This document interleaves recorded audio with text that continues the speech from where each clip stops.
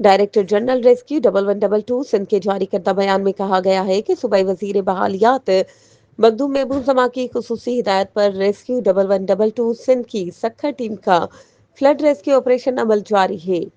Rescue operation के दौरान गांव जुअड़ो खान से बच्चल शामियाणी तक मुतासरा रिहायशियों को महफूज मकामात पर मुंतकिल किया गया है।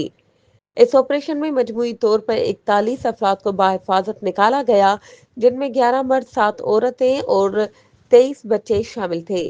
कच्चे के इलाके से मज़कूरा अफराद को कैंप में मुंतकिल कर दिया गया है, जबकि ये सिलसिला जारी है।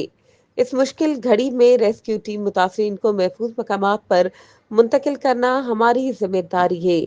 जब तक सैलाबी रेले गुजर नहीं जाते, रेस्क्यू ऑपरेशन जारी रहेगा।